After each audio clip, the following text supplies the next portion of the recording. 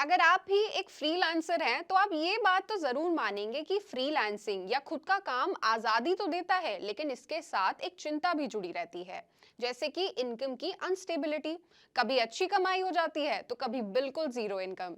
यही उतार-चढ़ाव कई बार फाइनेंशियल प्लानिंग बिगाड़ देता है।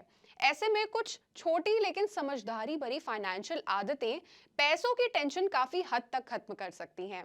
सबसे पहली बात जिसका हमें ध्यान रखना चाहिए वो है इनकम चाहे जैसी भी हो, बचत और निवेश को कभी स्किप मत कीजिए।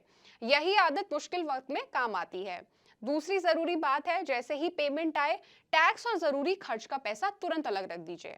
इससे असली कमाई जो है वो आपको साफ नजर आती है। तीसरी आदत जो हो सकती है वो है खुद को एक तय सैलरी दीजिए। हर महीने एक फिक्स अमाउंट खर्च के लिए निकालिए और बाकी पैसा अलग रहने दीजिए। इसके बाद सबसे जरूरी चीज इमरजेंसी फंड, कम से कम 3 से 6 महीने के खर्च जितना फंड फ्रीलांसर के लिए बहुत जरूरी है, क्योंकि इनकम बैलेंस नहीं होती। इसलिए हर कुछ महीनों में अपनी फाइनेंशियल प्लानिंग का रिव्यू करना बिल्कुल ना भूलें।